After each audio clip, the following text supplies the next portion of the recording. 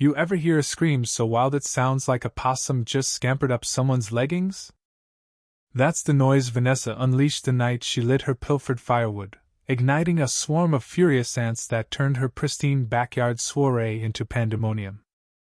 You'd think that'd teach her to back off, but no, Vanessa, queen of the HOA, doubled down, sparking one of the pettiest, most glorious revenge tales I've ever lived. It all started with a few missing logs from my firewood stack, meant to warm my cabin in our mountain hamlet where the HOA acts like it runs a small dictatorship. I'm Jake, a retired paramedic who values the quiet of Pine Hollow. My oak logs, seasoned all summer, were stacked meticulously under a tarp, elevated on pallets. I know my rows like a baker knows his dough. One crisp fall evening, a row was gone. I chalked it up to a miscount. Maybe I'd burned more than I thought. But the next day, after a quick town run, another row vanished. That's when my old first responder instincts kicked in, the kind that scents trouble before it erupts. I checked my backyard camera, set up for coyotes, not neighbors. There she was, Vanessa, HOA president, at 2 a.m., in a fluffy lavender robe, pushing a creaky wheelbarrow like a bumbling thief. She loaded my logs and shuffled off, smirking like she'd won a prize. I watched, dumbfounded, as footage showed her hitting my stack 3 times that week, each trip bolder, pausing once to adjust her hair like she was on a catwalk of larceny. Vanessa wasn't some clueless granny, she was a power-hungry bully who'd ruled Pine Hollow since squeaking into the HOA presidency. She'd fine you for a crooked mailbox, ban porch wreaths, and send novella-length emails about curb appeal violations. She once scolded a neighbor for a VY silly offensive bird bath. So I knocked on her door that Friday, calm, giving her a chance to explain. "I've noticed firewood missing," I said. "My camera caught someone taking it." She didn't flinch.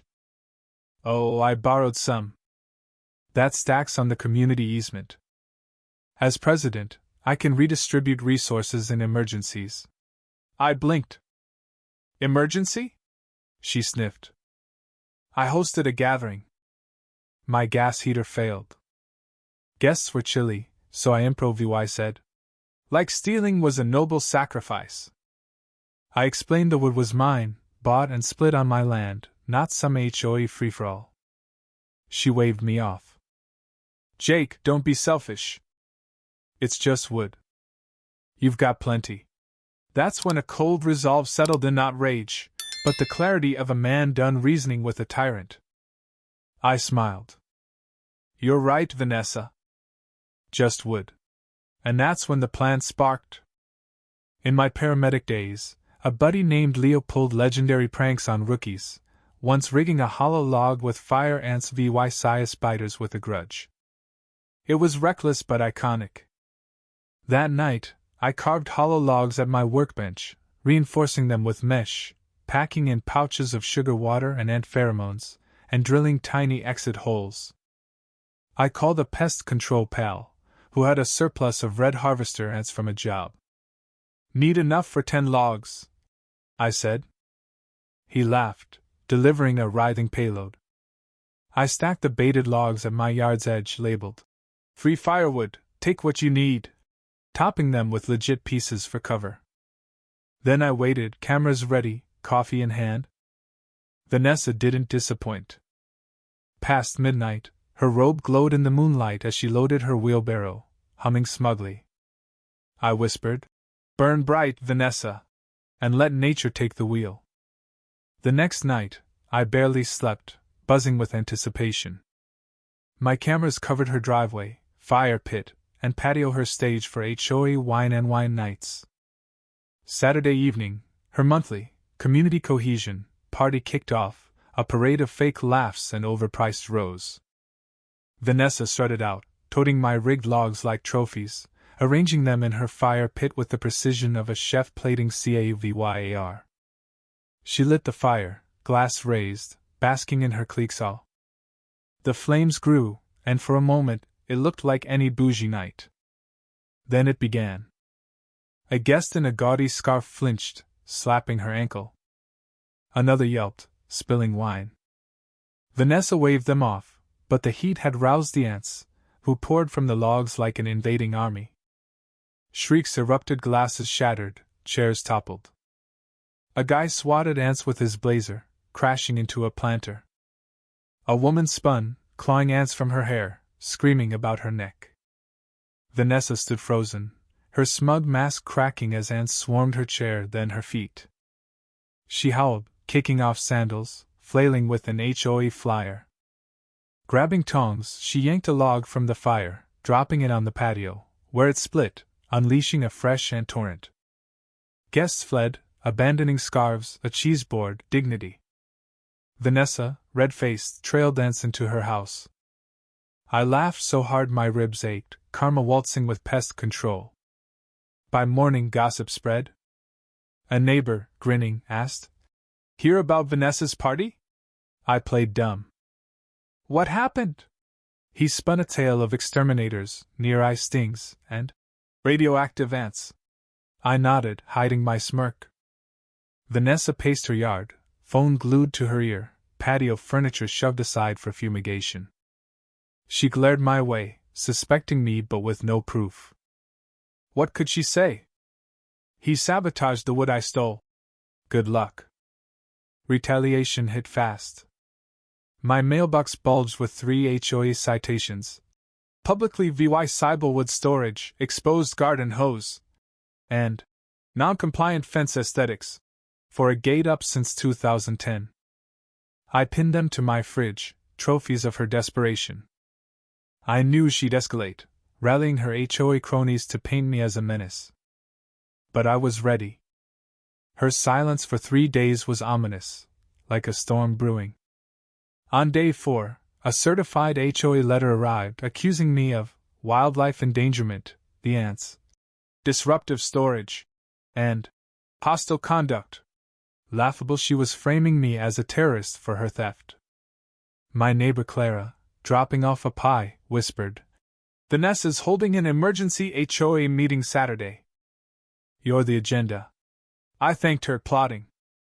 I compiled every camera clip of Vanessa's thefts, time-stamped, multi-angled, plus a pest control receipt for her ant cleanup. I printed a county survey pro-VYing my woodpile was private, not easement. Saturday's meeting, in the clubhouse decked with Vanessa's tacky decor, drew a curious crowd. Vanessa, in a too-tight jacket, opened with a slideshow, her ravaged cushions, ants on her deck, a swollen ankle. These pests appeared unnaturally, tied to Jake Larson's reckless woodpile. She droned. I stood, folder in hand. "May I respond?" Her eyes flickered, but she nodded. I handed a USB to the projector kid. Footage rolled. Vanessa, robe-clad, stealing night after night. Gasps echoed. I held up the survey. "My wood's on my land, not public." Then the pest control note. Vanessa never reported ants until after she took my logs. The room turned. Whispers grew. A woman muttered, "She stole and played VY Tim." Vanessa trembled, stammering, "This isn't over," before abruptly ending the meeting. She'd lost the crowd. Neighbors clapped my shoulder, thanking me for exposing her. One joked I should run for president. I passed. That night, Vanessa dragged ruined patio cushions to the curb, ranting into her phone. Her humiliation was her sentence. But I sensed she'd regroup. Digging deeper, I noticed her backyard fence jutted 8 feet onto my land, a quiet encroachment. I requested a county reassessment. Inspector Caleb arrived, eyeing the fence. "This isn't a mistake, it's deliberate," he said, noting no permits. Vanessa stormed over, robe flapping. "You're trespassing!" Caleb flashed his badge, citing her unpermitted fence. Her voice cracked, blustering about HOA rights. Caleb's report mandated fence removal within 14 days or a due law 8,000 fine. Vanessa raged, pacing, yelling into her phone. Neighbors VY sided, offering cookies, praising my stand. Her next move, a proposed HOA disturbance penalty for my disruptive complaint flopped when only 2 board members showed. Monday, a crew dismantled her fence, exposing her cluttered yard, old planters, wine crates, a sagging trellis. Her perfect facade crumbled. I watched from my porch, lemonade in hand, silent. She'd built her own trap. That Saturday, I hosted a cookout, neighbors, beers, a real fire with clean logs. We laughed over Vanessa's antics, her ban on gaudy lanterns, her note about disruptive wind spinners. Talk turned to ousting her. Her ant fiasco had cost her allies. Board members quit. I tossed a hollow log onto the fire, carved with "Next time, wasps!" The crowd roared. Vanessa's curtain twitchage watched, powerless. A week later, a note from board member Ellen arrived. "Thanks for standing up. You've got my vote for president. I didn't want the job, but it hit met his wasn't just about wood. It was about dismantling a bully's reign." The county confirmed her fence removal, and Vanessa's citation stopped. She pitched an HOA, Harmony Council, but no one cared. Her grip was gone. I built a shed on the reclaimed 8 feet, planted daisies, and kept stacking my wood. Every glance at that corner reminded me how a few ants toppled a tyrant. Revenge didn't need cruelty, just cunning, humor, and enough sting to linger. If you were the one in this story, how would you react? Would you stand up and fight back, or accept the unreasonable pressure and control from the HOA? Share your thoughts in the comments below. And don't forget to subscribe, like, and share this video with more people. Your small action gives us the motivation to keep bringing you more intense and engaging stories. Thanks for watching, and we'll see you in the next video.